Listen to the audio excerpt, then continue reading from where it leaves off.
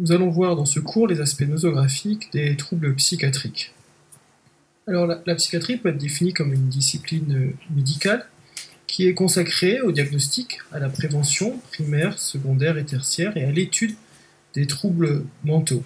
C'est donc une discipline médicale mais qui présente un certain nombre de spécificités, notamment en lien avec des questionnements qui font le sujet de débat, en particulier deux grands types de questionnements, les questionnements historiques, avec la difficulté à présenter dans sa totalité une histoire de la psychiatrie, qui en effet touche des domaines divers, des sciences médicales, biologiques et humaines, mais également des questionnements épistémologiques sur la manière dont est constitué le savoir sur les troubles mentaux. Alors malgré ces spécificités, la psychiatrie depuis ses débuts s'inscrit dans une réflexion médicale plus générale. Et il faut souligner que la création du mot psychiatrie en 1808 par Riley s'est constituée autour du terme psyché, âme, mais iatrie, et pas logos, iatrie signifiant traitement médical. Cela souligne bien l'inscription générale de la psychiatrie dans la médecine. C'est donc depuis ce cadre plus général, l'inscription de la psychiatrie dans la médecine et donc des troubles mentaux dans le cadre plus général des maladies, que nous vous proposons une réflexion sur les aspects nosographiques dans les troubles psychiatriques dans ce cours. Nous allons donc aborder 5 représentations courantes concernant les nosographies, en ayant à l'esprit que le débat en psychiatrie sur les nosographies, plus que d'être spécifique du champ psychiatrique, en fait questionne plus généralement l'approche médicale des maladies. Alors ces 5 représentations qui seront abordées sont les suivantes. On peut classer les maladies comme n'importe quel type d'objet. On délimite le normal et le pathologique depuis la physiopathologie. On délimite les différentes maladies entre elles depuis la physiopathologie. On identifie une maladie à partir de critères et on pourra se passer de la clinique dans les classifications à venir. Alors pour chacune de ces représentations communes sera abordé en fait ce qui pose problème dans ces représentations et sera abordé ensuite les solutions qui peuvent être proposées autour à chaque fois de concepts dichotomiques structurants qui ont été particulièrement abordés en psychiatrie, mais qui peuvent être intéressants dans le champ médical plus général également. Donc abordons désormais la première représentation courante ou première a priori. Première a priori, on peut classer les maladies comme n'importe quel type d'objet. Classer, c'est composer une classe ou un ensemble de classes dans lesquelles des objets ou des phénomènes peuvent être rangés selon des critères prédéterminés. Alors, quand on met en place des classifications, à quoi pense-t-on comme critères de manière évidente? Le premier élément est qu'on pense à des critères reliés à des propriétés naturelles des objets. C'est le cas du tableau périodique des éléments ou le tableau de Mendeleïev qui classe les éléments en fonction de leur numéro atomique ou de leur configuration électronique. Ces paramètres sont considérés comme des propriétés objectives naturelles des éléments qui seraient à la base de la classification de ceux-ci. On peut se poser la question de la pertinence du modèle de classification du tableau périodique des éléments de Mendeleïev en médecine, en particulier pour classer les maladies. De manière intéressante, Jackson, un des pères fondateurs de la neurologie, nous a montré que la manière dont on classifiait les maladies en médecine était plus compliquée. En effet, il a identifié 2 types d'organisations classificatoires, une qu'il a appelée empirique et l'autre scientifique. Le premier système de classification empirique a été rapproché à ce que pourrait faire un jardinier pour classer les plantes. Le deuxième, plus scientifique, a été rapproché à ce que pourrait faire un botaniste pour les classer. Au sens strict du terme, la première classification, par celle du jardinier, est simplement un arrangement. Le jardinier s'arrange en effet pour classer les plantes en plantes comestibles, en plantes d'ornement. Dans les classes des plantes d'ornement, on pourrait retrouver alors les arbres, les arbustes et les fleurs, qui seront rangés en fonction de l'effet visuel qu'ils produiraient dans un jardin. Il s'agit d'une utilisation directe des connaissances dirigée vers un but que l'on pourrait appeler utilisation pratique du savoir. En médecine, il s'agit de l'utilité clinique de la classification.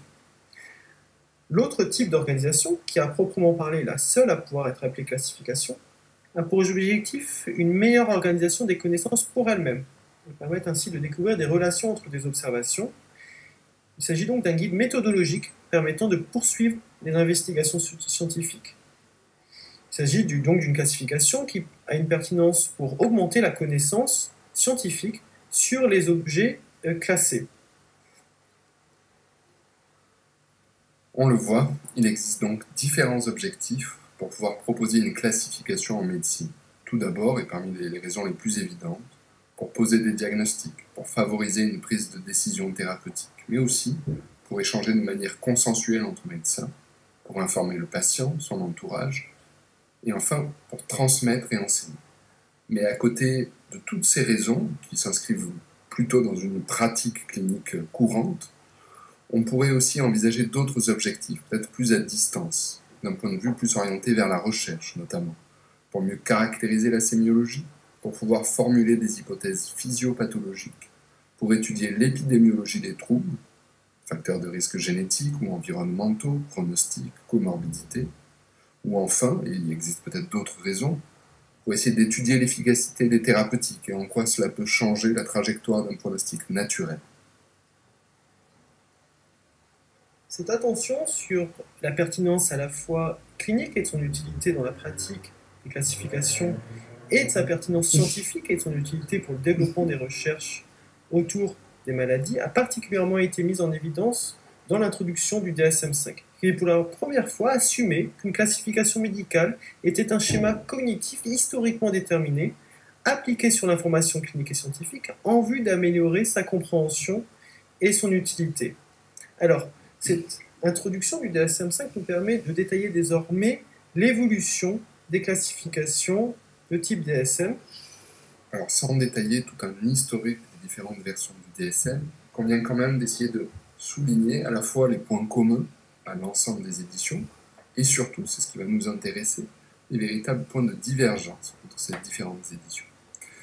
Au niveau des points communs, en plus de la volonté de classification, il y a aussi la position revendiquée à chaque révision, à chaque manuel, une position athéorique, dans une volonté d'améliorer la concordance des diagnostics, de proposer aussi systématiquement le principe d'une révision à venir, d'un affinage qui repose sur des données statistiques et empiriques, scrupuleusement issues de la littérature. Mais si l'on regarde maintenant un peu plus les points de divergence, commençons par la toute première version, DSM-1, 1952, qui n'avait pas à l'époque la place centrale qu'on lui connaît aujourd'hui.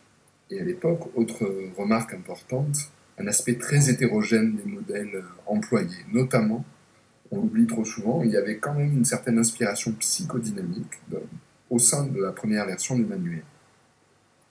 Autre point peut-être un petit peu plus anecdotique, mais intéressant à souligner, c'est souvent le terme de réaction qui est difficile à remettre dans le contexte de l'époque, à savoir que probablement la plupart des études, on est dans la période après-guerre, exploraient les troubles psychiatriques chez des vétérans revenus de la Seconde Guerre mondiale, et c'est souvent le terme de réaction, que ce soit une réaction schizophrénique, une réaction dépressive, qui est utilisé. La deuxième version du DSM, 1968, n'utilise plus du tout ce terme-là. C'est même, en tout cas dans toute la partie des troubles non organiques, le terme de illness, de maladie, qui est utilisé. C'est important de noter qu'on retrouve aussi l'ensemble des névroses. Et enfin, il y a une volonté générale dans cette deuxième version du manuel de coller un peu plus, de converger à la classification internationale des maladies proposée par l'OMS, et on en est à cette époque à la 8e version. Mais la véritable rupture épistémologique, le changement radical, s'opère entre la deuxième version et la troisième version qui va apparaître en 1980. En réalité, c'est plutôt dans la première partie des années 70. Plusieurs événements, plusieurs moments de la recherche psychiatrique vont être déterminants. C'est ce qui va aboutir au projet de fiabilité, Reliability Project, opéré tout d'abord après les premières grandes études à large échelle qui comparent les diagnostics auprès de psychiatres américains et britanniques. Et alors qu'on aurait pu s'attendre à une relative convergence des diagnostics, à partir de définitions communes, de glossaires communs, de modèles communs, c'est une véritable divergence des diagnostics qui est observée. Et devant cette dramatique absence de convergence diagnostique, plusieurs écoles d'auteurs essentiellement nord-américains vont s'attacher à essayer d'améliorer la fiabilité diagnostique. C'est ce qu'on appelle donc ce projet de la fiabilité. Deux grandes écoles sont souvent retenues. D'un côté, toute l'école de Saint-Louis, autour de Guz, de Louis-Nocu, qui vont proposer d'essayer d'avancer sur la détermination des critères de définition. Et c'est une approche à laquelle on colle souvent celle fondée par Spitzer et Endicott, qui va proposer les critères diagnostiques de recherche. Research Diagnostic Criteria.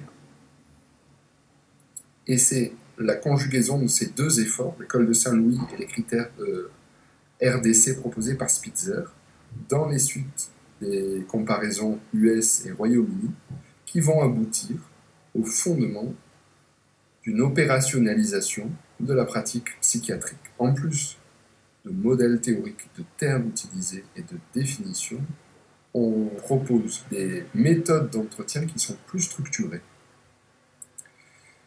Et c'est donc la troisième version du DSM, le DSM-3 en 1980, qui va proposer ce changement radical.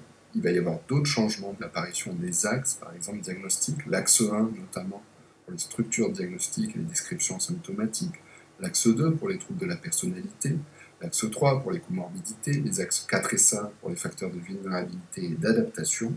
Bon, on retient souvent les deux premiers. Mais ce qu'il est vraiment essentiel de rappeler, encore une fois, c'est cet effort d'opérationnalisation à travers l'objectivisme, la volonté de se décaler un peu de l'influence de l'observateur clinique, d'être le plus neutre possible. Il ne faut pas oublier que Spitzer entend aussi dans les mêmes années proposer un algorithme, un logiciel qui permettrait de se passer du clinicien. C'était vraiment l'ambition de ses auteurs, et on sait à quel point elle a pu échouer. Donc une définition générale, opérante des troubles psychiatriques d'un point de vue médical. Ensuite, quelques mots sur les autres versions des DSM, mais qui sont beaucoup plus en continuité.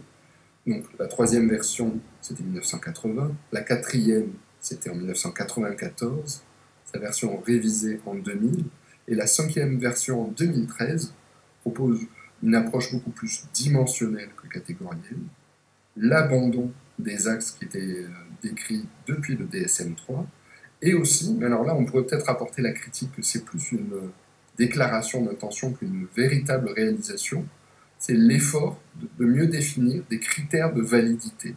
Et on va revenir sur ce point dans peu de temps, même si la volonté d'affiner, d'améliorer la validité du diagnostic psychiatrique reste plus une volonté, une intention, que quelque chose qui est réellement appliqué dès cette version. Pour cette première partie de cette présentation, on s'est posé la question si l'on pouvait classer les maladies comme n'importe quel objet. On a vu que les systèmes de classification en médecine étaient un peu plus complexes que celles d'objets naturels comme le tableau périodique des éléments de Mendeleïev. En effet, la classification des maladies est tendue entre un impératif d'utilité clinique pour la pratique et un objectif de compréhension plus approfondie des mécanismes des maladies. Alors, cette double contrainte dans la constitution des classifications, en fait qu'il y a une évolution historique des classifications. On s'est concentré sur l'évolution du DSM, mais il y a une histoire plus longue des classifications en psychiatrie, et on renvoie au chapitre notamment de Jacques Postel, écrit dans le manuel de psychiatrie du professeur Galfi-Houillon, ou à son livre, écrit avec Claude Quetel, sur la nouvelle histoire de la psychiatrie. Ce chapitre et ce livre vous permettra d'avoir une vision plus complète sur les aspects historiques de l'évolution des idées pour la classification des troubles psychiatriques. Alors, l'évolution des troubles psychiatriques soulève également des questions philosophiques et épistémologiques, et on peut renvoyer à deux articles très accessibles dans l'encyclopédie médico-chirurgicale de Steve de Mazeux, la définition du trouble mental et les classifications psychiatriques internationales du point de vue de la philosophie des sciences. Pour aller encore plus loin sur ces enjeux épistémologiques, une somme d'articles essentiels dans le débat actuel sur les nosographies en psychiatrie, coordonnés par Kendler et Parnasse, qui sont des recueils d'articles de réflexion philosophique et épistémologique sur la psychiatrie, en particulier le tome 2 et le tome 4 sur ces enjeux classificatoires. Le deuxième a priori concernant les nosographies en psychiatrie est qu'on pourrait délimiter le normal et le pathologique en médecine depuis uniquement le point de vue de la physiopathologie. En fait, c'est le point de vue commun quand on s'intéresse à la définition des maladies. Une maladie correspondrait à un ensemble de signes et de symptômes résultant d'une même cause connue. Et une cause serait au sens général un événement, un antécédent d'action qui produit un effet. Et lorsqu'il s'agit plus spécifiquement des causes d'une maladie, on parle d'étiologie. Alors ce modèle suppose que devant une sémiologie clinique, l'identification d'une étiologie permet de définir la maladie et de définir que cet état est considéré comme pathologique. Or, Claude Bernard nous montre bien qu'en fait, ce n'est pas depuis le point de vue de la physiopathologie qu'on détermine la limite du normal et du pathologique. Il s'opposait au terme physiopathologique pour ne poser que le terme de physiologie.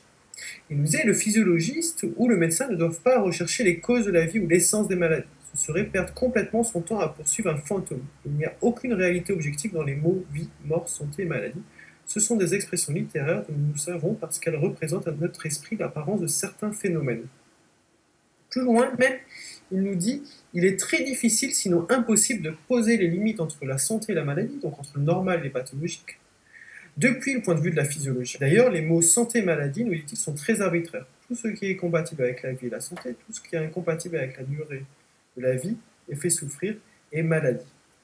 Et même de manière presque ironique, il nous dit la définition de la maladie a épuisé les définisseurs.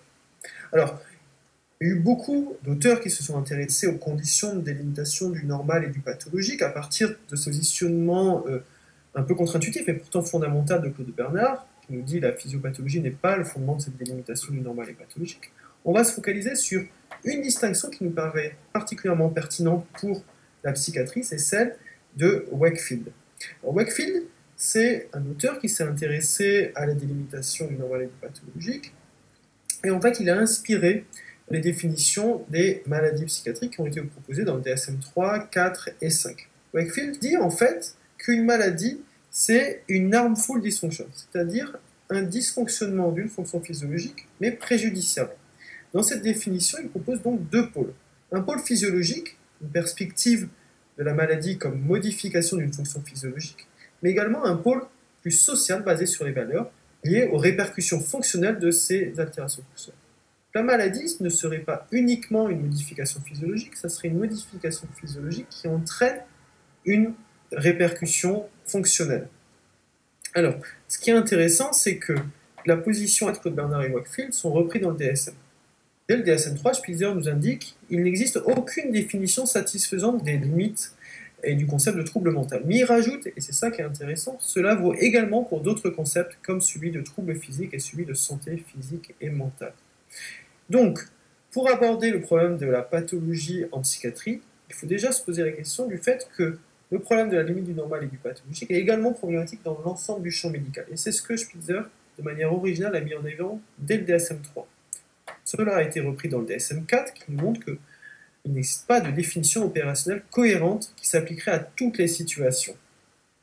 Alors, la proposition de Wakefield, basée sur cette harmful dysfunction, donc qu'une sémiologie clinique soit considérée comme maladie quand elle est liée à un dysfonctionnement d'un processus physiologique, mais également d'une détresse fonctionnelle, en fait, se retrouve dans l'entièreté des définitions des troubles mentaux dans les 3 DSM, 3, 4, 5, puisqu'il n'y avait pas de définition des troubles mentaux à proprement parler dans le DSM 1 et 2.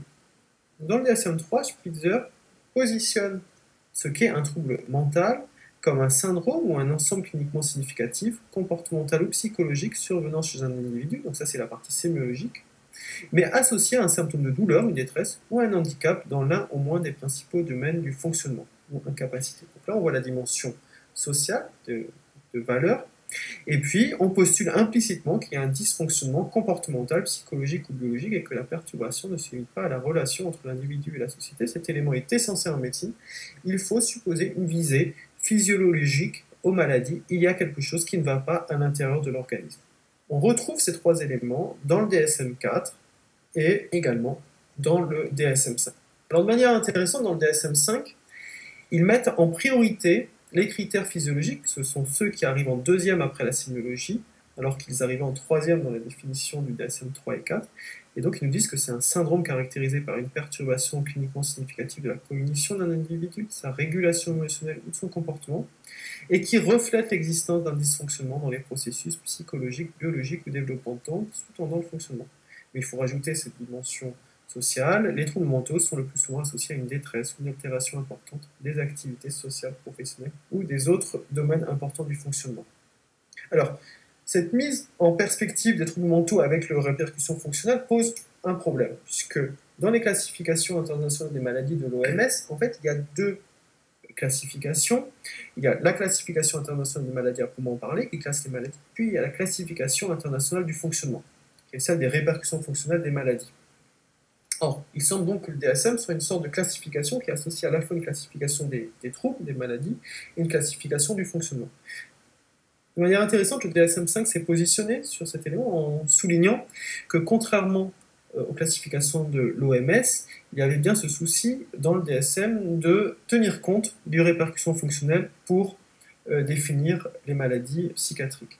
Et donc il se justifie en disant qu'en l'absence de marqueurs biologiques clairs et de mesures cliniquement utiles pour apprécier la gravité des expressions symptomatiques normales et pathologiques contenues dans les critères diagnostiques, il s'agit de tenir compte des répercussions fonctionnelles pour définir la limite du normal et du pathologique. En médecine, il est classique de déterminer le normal et pathologique à partir de l'identification d'une étiologie, qui serait le déterminant principal de la délimitation du pathologique. Or, bien souvent, en médecine, on a du mal à identifier une cause unique.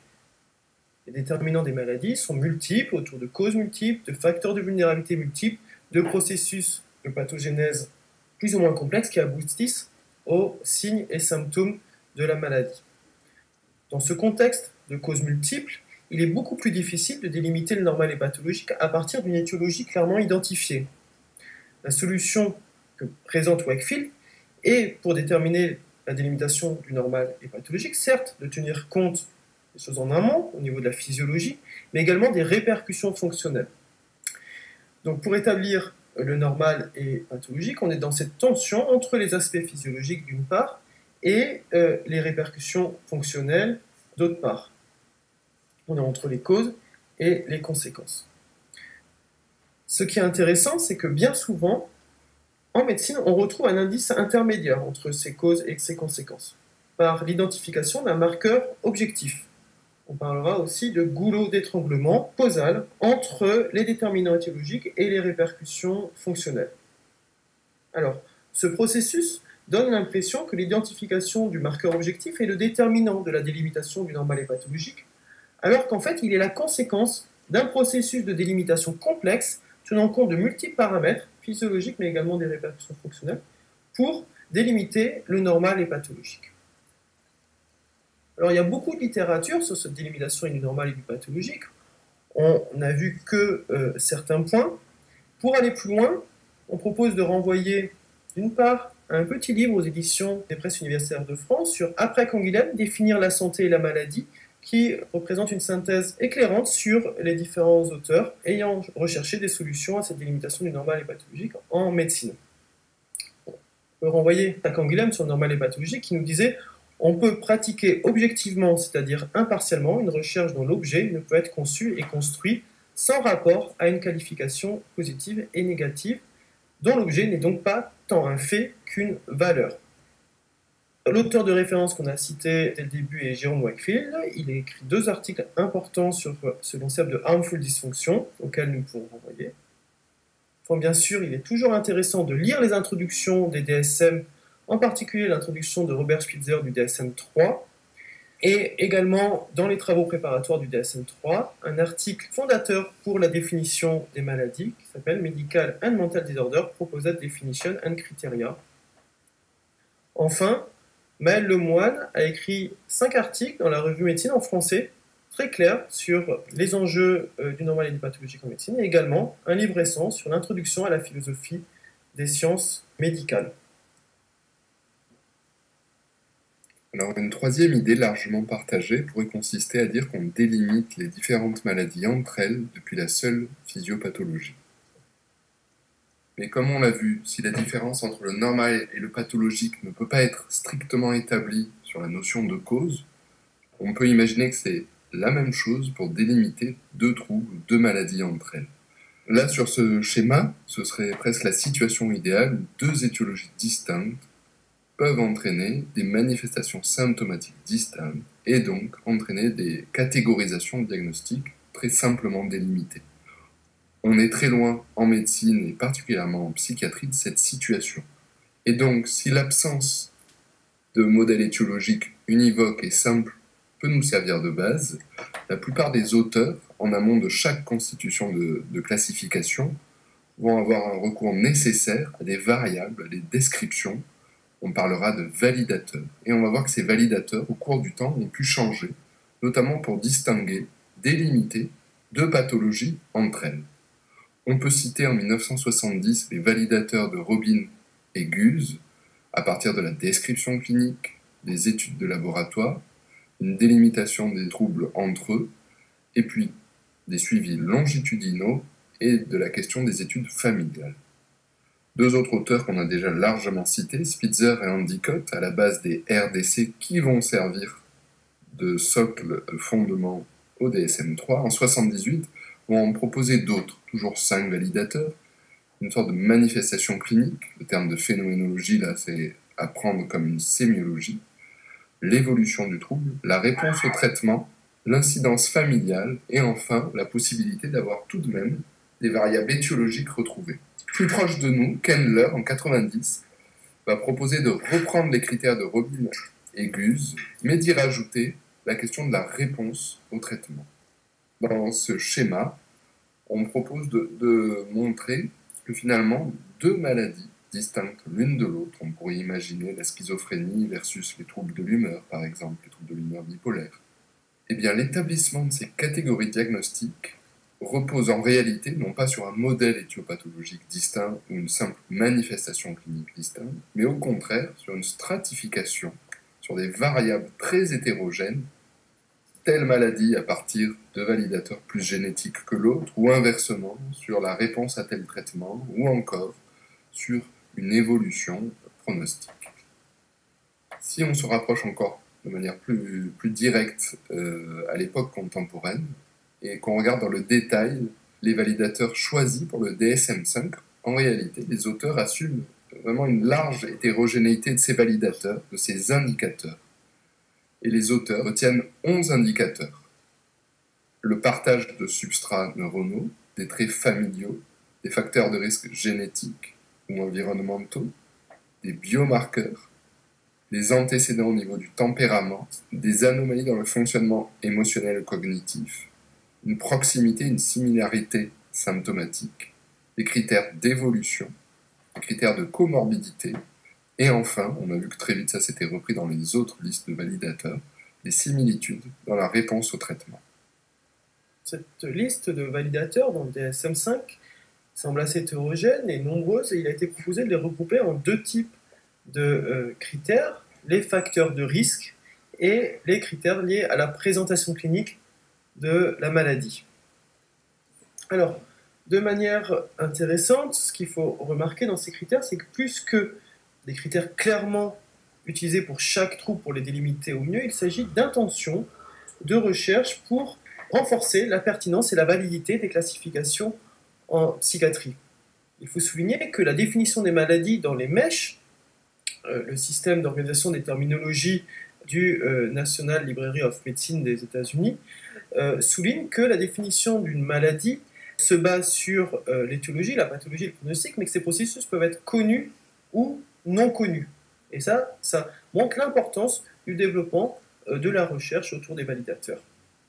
Alors pour détailler et pour aller voir de la littérature autour de ces enjeux complexes sur la délimitation des différentes pathologies entre elles, on peut renvoyer à plusieurs papiers de Kenneth Candler, qui est un psychiatre très établi dans la psychiatrie biologique, mais qui s'est intéressé à la constitution épistémologique des différentes catégories nosographiques en psychiatrie, avec notamment une sélection là, de 4 papiers. Un premier sur une question importante, quel type de choses sont les maladies psychiatriques. Un deuxième sur la constitution scientifique des nosologies en psychiatrie. Également un papier plus épistémologique sur le fait que l'utilisation de ces validateurs nous conduit à une théorie de la vérité basée sur l'importance de la cohérence des observations entre elles, plus que sur un réalisme un peu naïf. Et puis enfin, un papier de synthèse sur les modèles en psychiatrie. Nous abordons maintenant une quatrième idée, peut-être largement répandue dans la psychiatrie contemporaine, à savoir qu'on peut identifier une maladie à partir de critères. Dès lors qu'on parle de critères, il y a la question, toujours dans une démarche scientifique, d'essayer d'associer deux notions, parfois confondues. La notion de fiabilité et la notion de validité.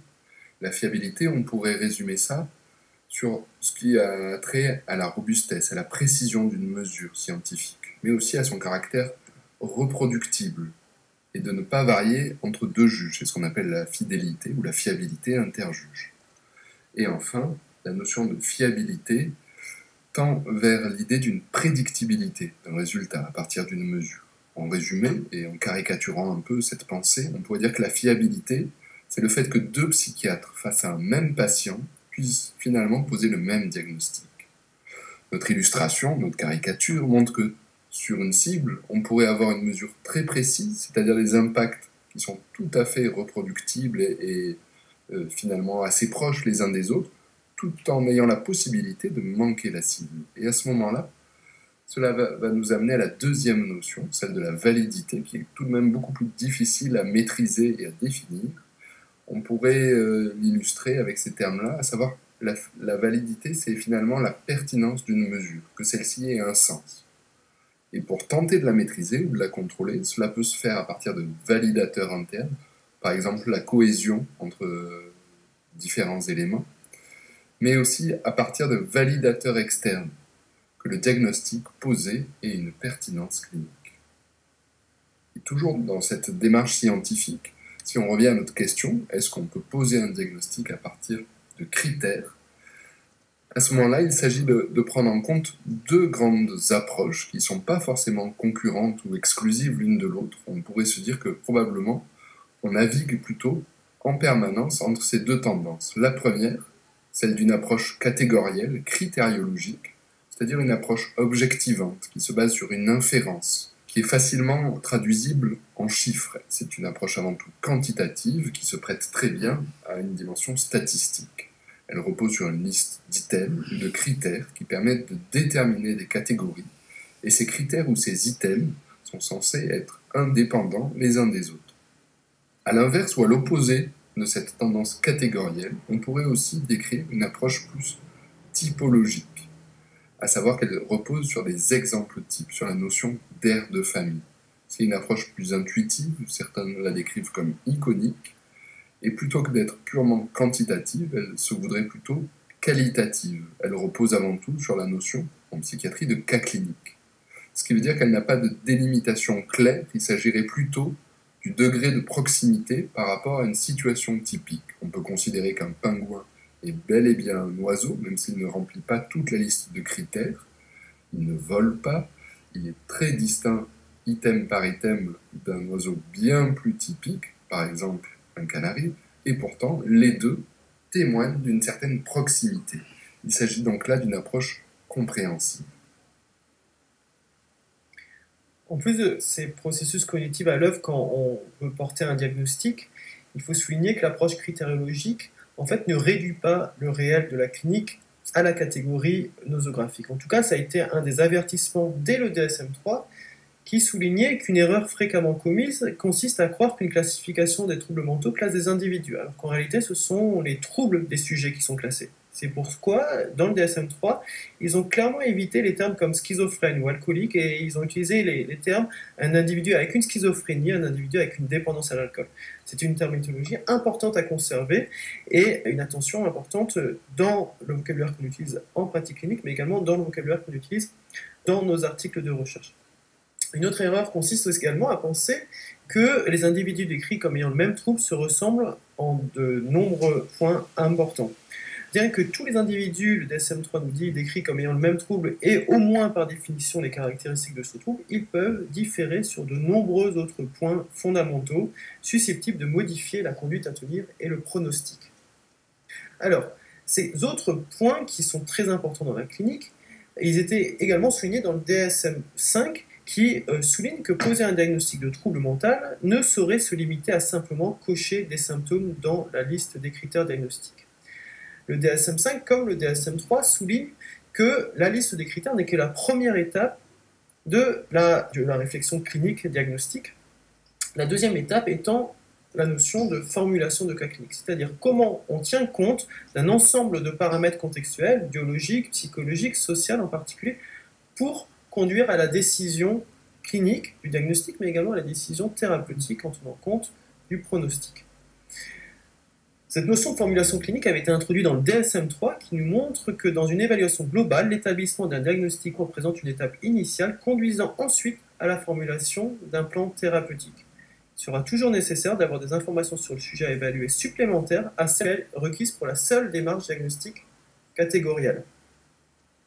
Étonnamment, ce critère de formulation clinique avait été retiré du DSM-4 où le seul avertissement sur le fait que le recueil critériologique était qu'une première étape, seul cet avertissement a été souligné, mais la notion de formulation clinique avait été retirée parce que ça reste un concept insuffisamment exploré au niveau de la littérature internationale et qui n'est pas encore clairement consensuel sur les étapes et les critères à tenir compte lorsqu'on conduit cette formulation clinique.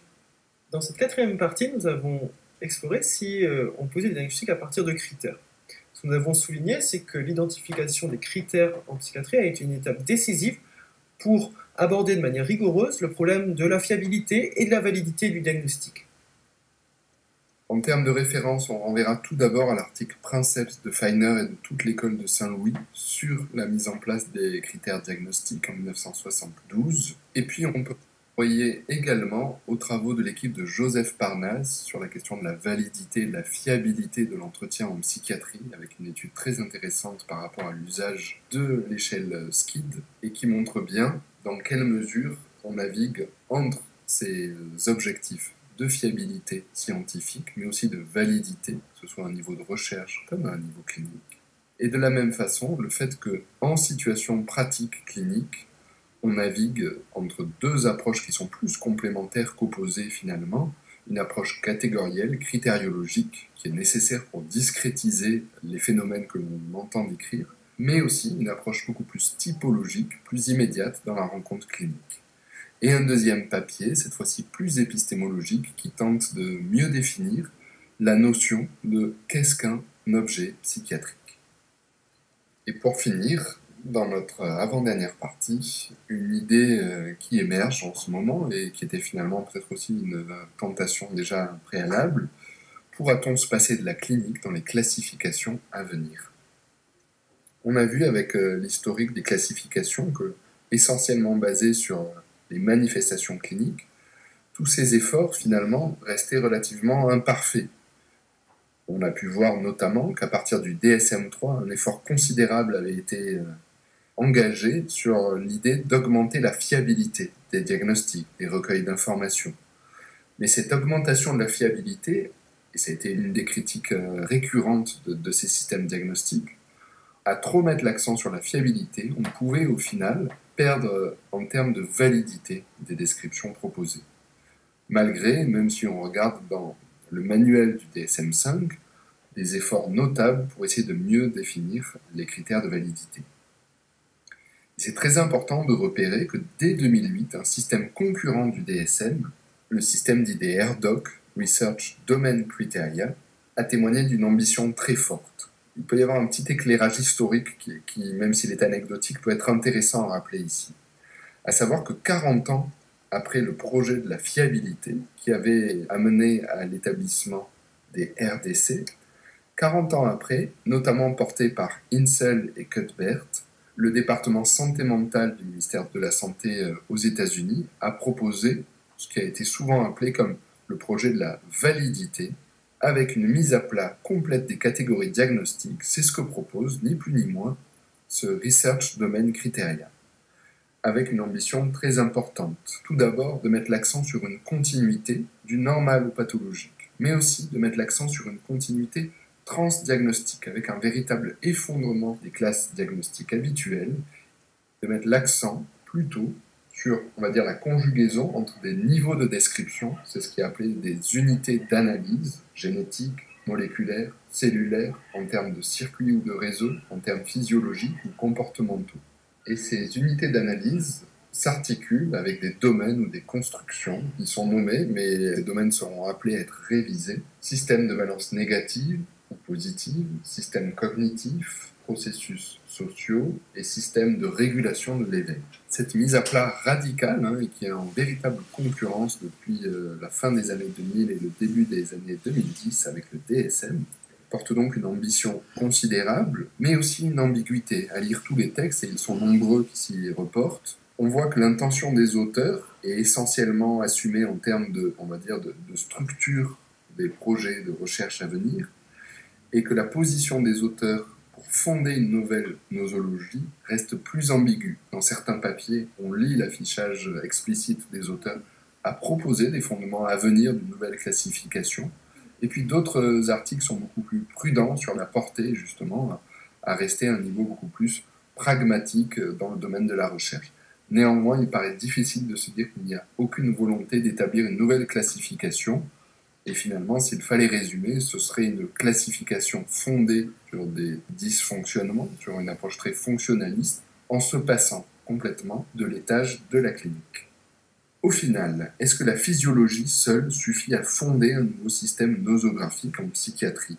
On pourrait finalement, parce que la question reste complètement ouverte, imaginer deux attitudes. Une attitude un peu scientiste et optimiste, de se dire que c'est en justement délimitant la physiologie ou des approches fonctionnalistes sans se baser tout d'abord sur les tâches cliniques qu'on va pouvoir mieux dégager des marqueurs objectifs, des biomarqueurs, des choses qui pourraient changer la prise en charge de nos patients.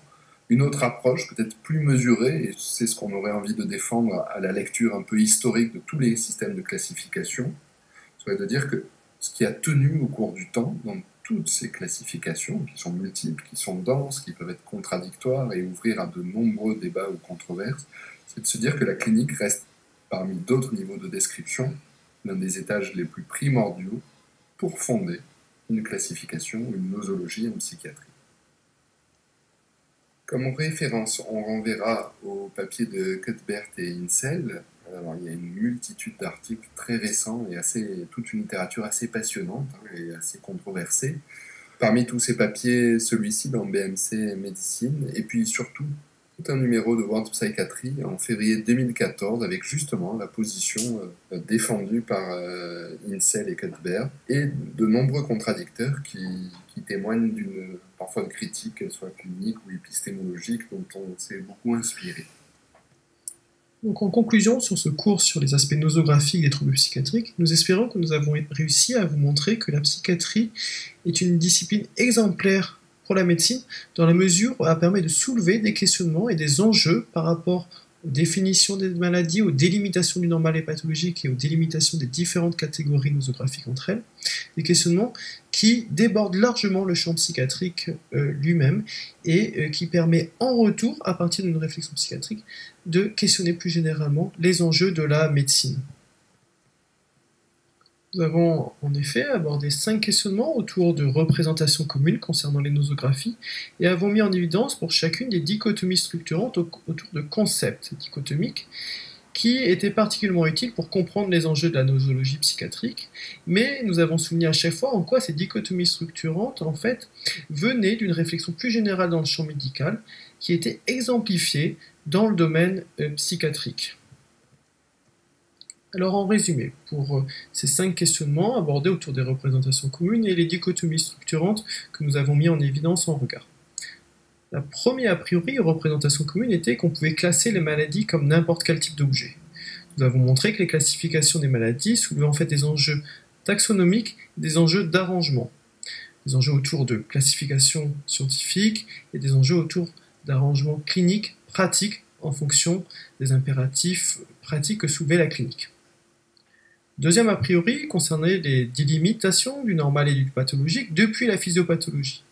Nous avons montré en quoi la physiopathologie était insuffisante pour délimiter le normal et le pathologique, et qu'en fait, cette délimitation se faisait depuis des notions de point de vue biologique et depuis des points de vue sociaux, autour de faits biologiques et de faits sociaux.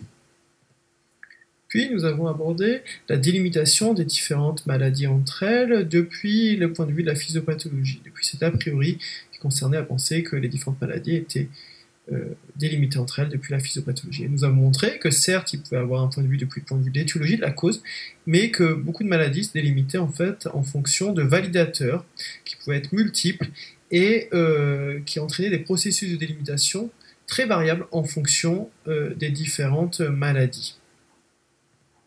La quatrième représentation commune que nous avons abordée est que l'on pouvait identifier une maladie à partir de critères. On a vu que cette identification critériologique des maladies soulevait des questions de validité versus de fiabilité, entraînait des processus cognitifs de catégorisation versus des processus de typologisation, et puis que dans le diagnostic psychiatrique, il y avait certes l'étape diagnostique à proprement parler autour de la catégorie nosographique, mais que la deuxième étape était une étape de formulation clinique conduisant à la compréhension plus complexe de la situation clinique singulière. Enfin, on a questionné le fait que l'on pourrait se passer de la clinique dans les classifications à venir, et nous avons soulevé que certes, un savoir physiologique était indispensable à la médecine et plus particulièrement à la psychiatrie, mais qu'il fallait également tenir compte d'un savoir clinique sur la sémiologie et la nosographie psychiatrique. Donc c'est bien une sorte de retournement que nous avons proposé dans ce cours, montrant que pour approcher le questionnement psychiatrique, une approche critique de la médecine était nécessaire, que plutôt que d'aller chercher d'hypothétiques spécificités de la psychiatrie, il s'agissait plutôt de penser que la psychiatrie, par les questionnements nosographiques, permettait de montrer comment cette discipline était paradigmatique des questionnements plus larges que le champ médical soulevait concernant les maladies. Nous vous remercions de l'attention que vous avez portée à ce cours sur les aspects nosographiques en psychiatrie. Nous avons bien conscience que nous avons abordé qu'une partie des enjeux que soulevaient ces questionnements. Et bien sûr, nous restons à votre disposition pour répondre à vos questions et vous encourageons à aller explorer la littérature que nous avons proposée dans chacune des parties abordées dans ce cours.